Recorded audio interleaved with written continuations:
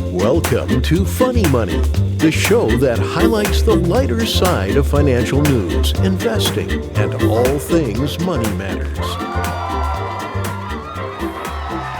Hey, welcome to the Funny Money Show, episode 1. Very exciting stuff. I'm here with my buddy, Troy Zimmerman. It's not episode 1, it's episode 3.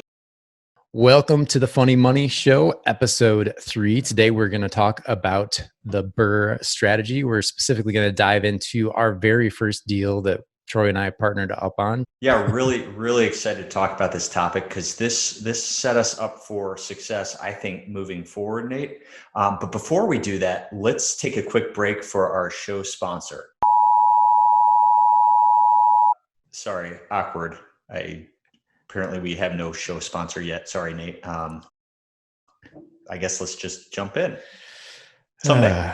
How do we get a show sponsor? The beauty of the BRRRR method is that you can buy a property, add a lot of value to it, and get all of your capital back.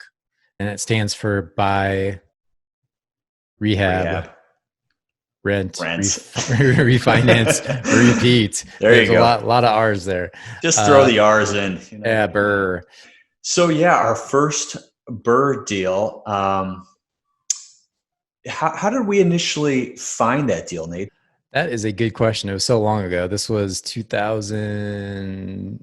early 2016. I had set up a search in the MLS to notify me of foreclosures close by, and this one was very close by to my house. It was only a couple minutes away. I went and took a look at it, and then I dragged you out there in the snow. What do you figure the temperature is? 1. Since it wasn't the MLS, we were able to get access, even though it was an auction property. A lot of auction properties you can't get access to. Like if it's a courthouse type of auction, you cannot get access to that stuff legally. Right. You can only kind of take a look at it, do a little bit of research, but you don't know the condition of the property. With this one, we saw it and we knew that it was pretty much a complete gut. The kitchen was hideous. There was wallpaper on the ceiling and on the cabinets. It was just kind of dungeon-like in there. So we knew it was going to be a good value add. It was just going to be a lot of work. Okay, we're going to take a quick break here. Let's hear from Dr. Rogers and his stat of the week. Hello, this is Dr. Rogers with your stat of the day. Did you know that the average human hair will grow 5 3/4 of an inch every year? Now, neither Nate nor Troy can relate to that fact very much anymore.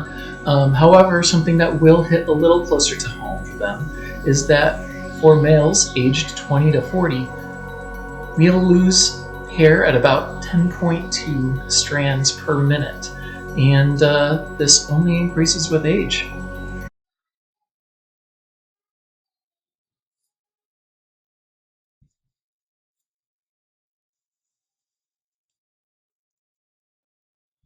Fix your collar, nerd.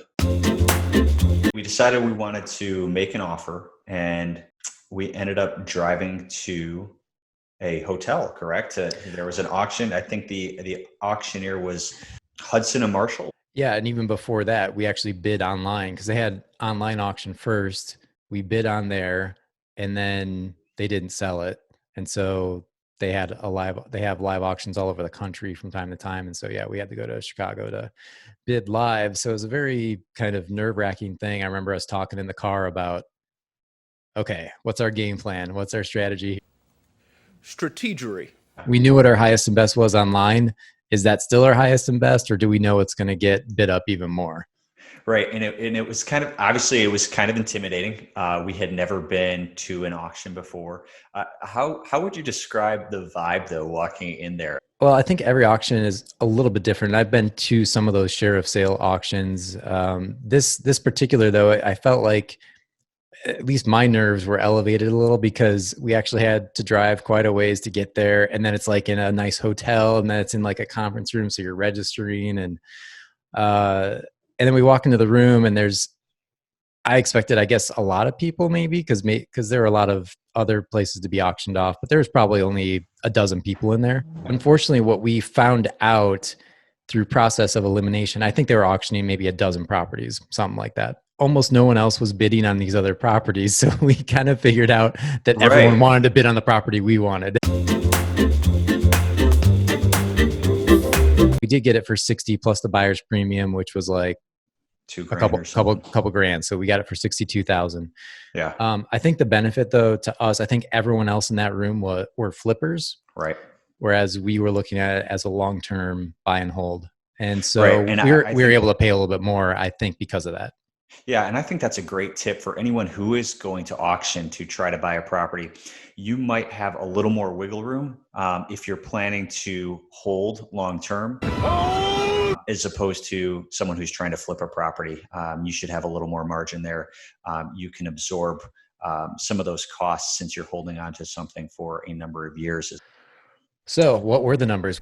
Well, Nate, I'm glad you asked. But before we jump into the numbers, let's get a sales tip from Cy, the sales guy. Hey everybody, Cy, the sales guy here with your sales tip for success. If it's before 9:30 in the a.m., 4 keywords, 2 dozen assorted donuts. You got to have 2 dozen donuts in your hands when you're walking into your first client. You got to bring the dough to make the dough. All right, guys, now let's dig into these numbers. We also included a few after pictures so you guys can see what we did and how we rehabbed the property. So as we discussed, we purchased the property including closing costs for $62,000. Our total rehab budget was $60,000. Bringing our total investment in the property to $122,000. Once we had the property rented, we went and we got an appraisal. The property appraised for $150,000. Our bank required that we left 30% equity in. So while some say it might not be a perfect BRRRR deal in the fact that we didn't get all of our capital out, we felt comfortable leaving that extra equity in as it was our first deal. So we got a loan for $105,000, and that equated to 86% of our initial cash we received back, allowing us to go and do and pursue other deals. Well, thanks guys for tuning in. This was kind of a deep dive into our first BRRRR strategy, our first BRRRR deal, and we hope you learned something. Hope you gained some knowledge. And we can't see. We can't see. We can't see you guys. Wait, we can't wait to see what you do on your first BRRRR deal if you haven't, and if you have, just keep going. It's great. So is that it, Nate? I believe so. That's it. Do we have a joke of the day? Beats me. I'm not funny enough to make a joke of the day. All right, we're going to throw over to Rich Latart, Richie Rich, for the joke of the week. Rich, how's quarantine? It's boring, dude. It's so boring. I Good know. God. I'll tell you, I mean, I really enjoyed myself for the first couple of weeks, but geez, now it's just like, I just feel like alone. It's like, You're never alone, buddy. I know. No, I've got you right here. Oh, Troy, what a sweetie. Right here. Mm-hmm. Hey, I've got a joke for you today. I know, that's what you were saying. You Go ahead. excited? I'm on bated breath over here, my friend. All right. This one is about how, we just can't resist a good sale, can we? Okay.